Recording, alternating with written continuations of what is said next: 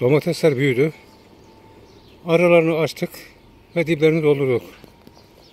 Bugün 17. gün.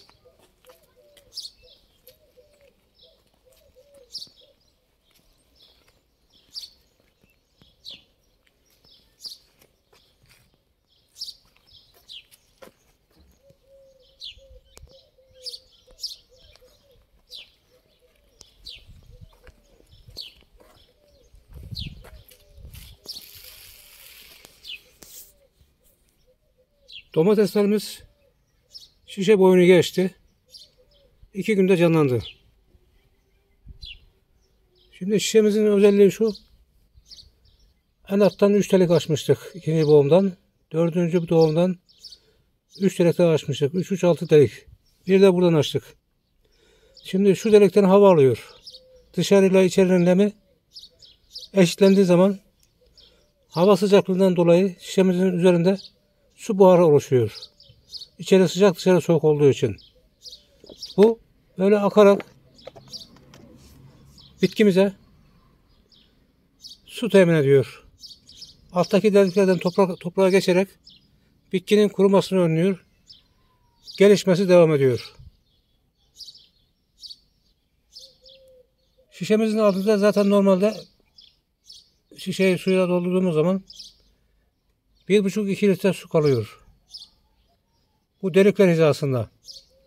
Üstten akan bu sular alta giderek tekrar deliklerden toprağa geçiyor ve toprağı devamlı nemli tutuyor bu şekilde. Çok uzun süre. Sudan %95'e yakın tasarruf ediyoruz. Arkadaşlar merhaba. Her yıl ektiğimiz yöntemle domates, biber, patlıcan birlikte ekeceğiz. Şimdi toprağımızı bir ay önceden hazırladık. Otlara dokunmuyoruz. Dikimden bir ay önce toprağı alt üst ediyoruz. Otlar altta kalıyor ve gübre oluyor. Şimdi geniş bir çukur açalım.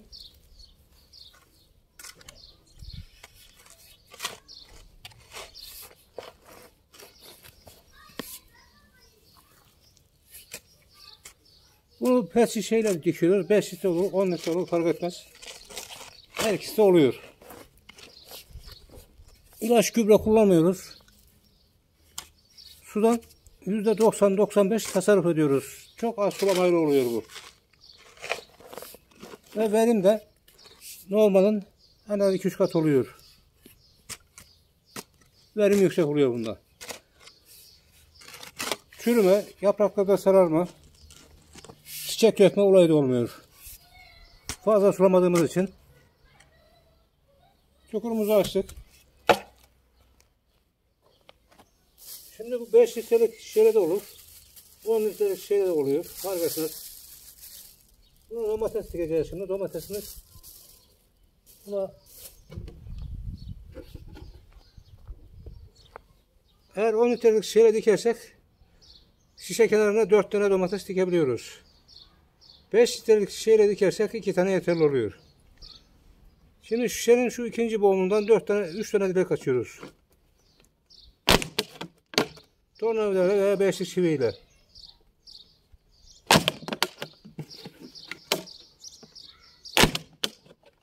Elimizi açtık. Alttan 3. boğumdan tekrar 3 dilek açıyoruz.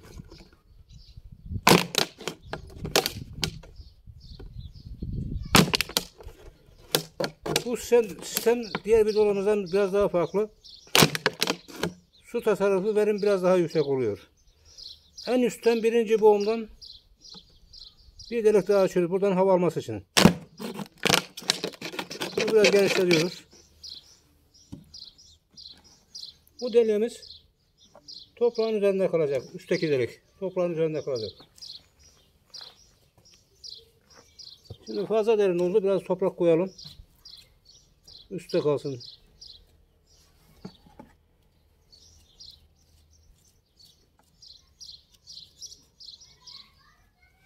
Şişemizi yerleştirdik.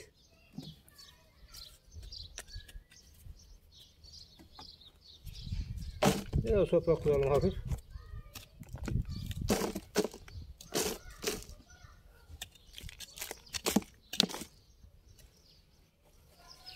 Şimdi suyu tutması için sulayamadığımız zaman, suyun olmadığı zaman toprağın nem tutması için bir karton parçasından şöyle alta bu şekilde atıyoruz.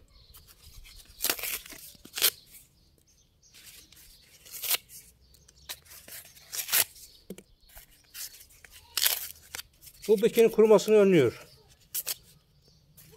Kağıt parçasında kalan nem bitkiyi kurutmuyor. Sulamasak da devam ediyor. Zaten şişemizin de bu özelliği var.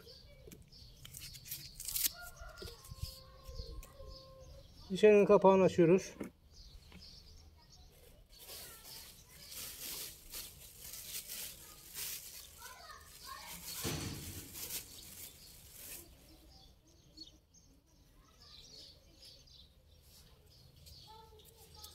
Şimdi küçük bir bakırımız var. Bunu atacağız içine.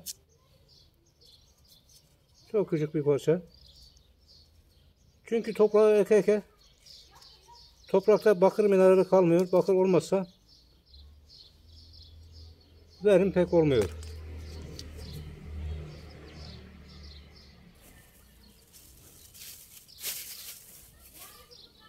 Bir de çivi bulalım. Onu da atalım içine.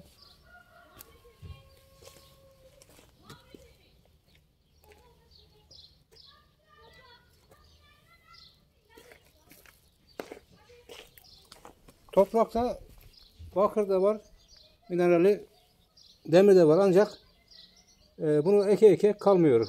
Çivi paslanmış, tel olur fark etmez. Onu da attık içine. Etrafını dolduruyoruz şimdi.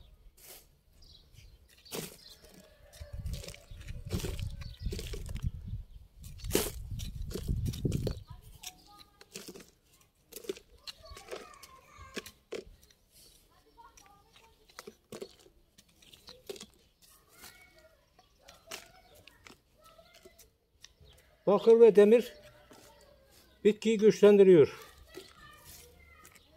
Meyve vermeye teşvik ediyor. Ve zararlı bakterilerden bitkimizi koruyor. Verim de bayağı yüksek oluyor. Yaprak sararırsa bitkilerinizde, kökte çürüme olursa mutlaka bakır veya demir eksikliği vardır. Veya kalsiyum.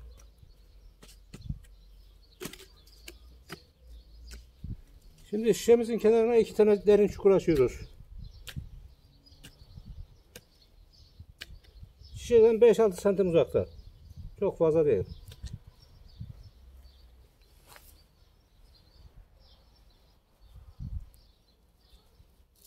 Şimdi tohumdan yetiştirdiğimiz kendi domateslerimizin fidesi var.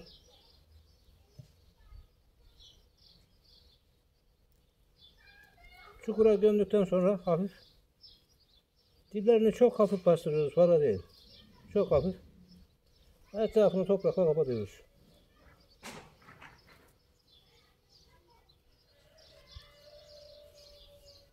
Diğerini de dikelim.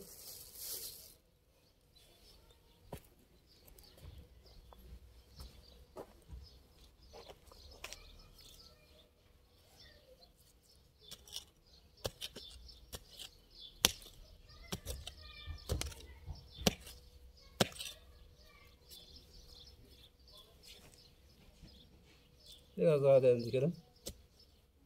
Ne kadar derin olursa o kadar iyi oluyor. Çünkü kökler gelişiyor. Bitkinin gövdesinden de kök veriyor. Derin olursa. Şuralarda köklenme oluyor. Hafif bastırdık. Etrafına şöyle hafif yuvarlak yapalım suyu tutması için. Şimdi bunlara can suyu vereceğiz.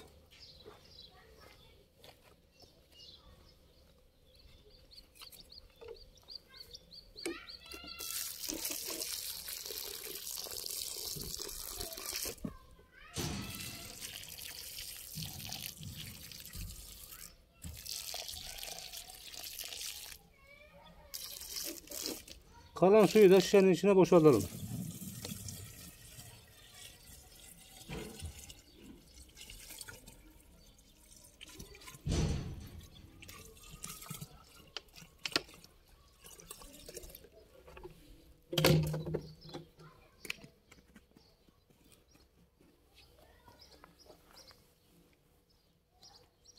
Tekrar diplerine hafif bastıralım. Üzerlerine toprak örtelim. Nemin gitmemesi için.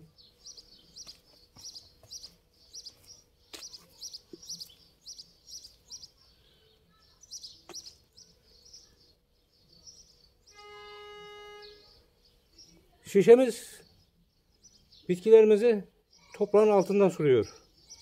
En üstteki delik burada kaldı. İkinci delikler toprağın en az 5-6 santim altında kalıyor. Alttan suladığı için yabani ot çıkmasını önlüyoruz. Şişeye eklediğimiz su deliklerden yanlara ve derinlere toprağı ıslatıyor, nemlendiriyor. Kökler de onu takip ederek çok geniş bir alana yayılıyor.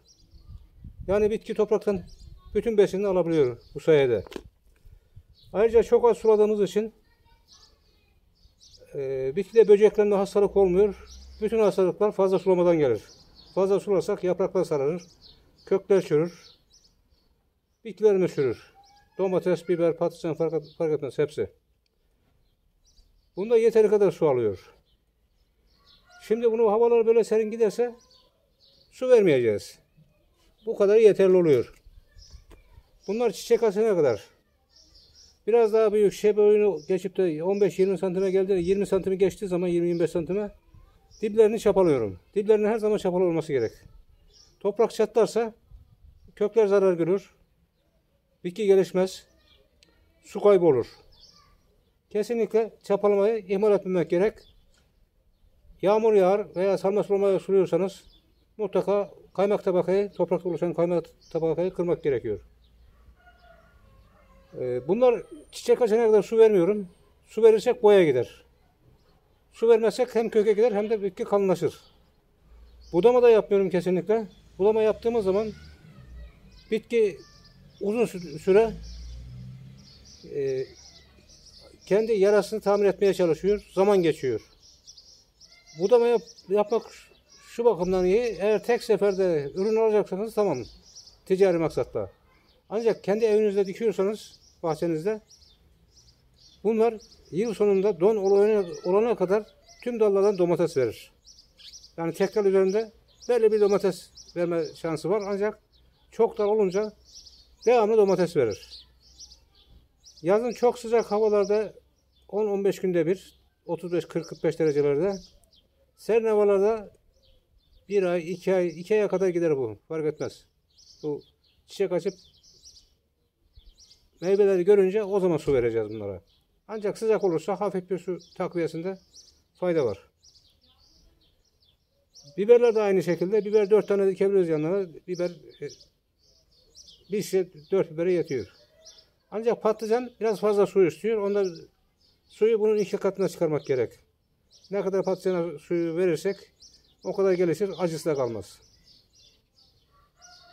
Bunda ilaç kullanmıyorum kesinlikle. Çünkü yeterli sulama yaptığımız için, fazla sulama yaptığımız için ilaca gerek kalmıyor. İlaç kullanırsak zararlı böceklerin yanında faydalılar da ölüyor ve tozlanma olmuyor. Tozlanma olmayınca boş çiçek oluyor. Şimdi bunlarda boş çiçek kesinlikle olmaz. Tozlayıcı, uçucu böcekler gelir bunlara. Ve dikerken de bunları biraz sık dikmek gerek, toprağı kapatması gerek. Dallarına budamayınca toprağı kapatıyor komple. Toprak ısınmıyor, kökler ısınmıyor. Toprak ısındığı zaman kökler zarar görür, bitki sararmaya başlar. Ne kadar bol yaprağı olursa o kadar iyi. Bu tecrübelerime de dayanıyor. Yani Aralık sonuna kadar Don olana kadar bunlar domates verecek. Ama az ama çok ama verecek. Ve domatesler de çok etli oluyor. Yani suyu fazla olmuyor içinde. Teşekkürler, tekrar görüşmek üzere.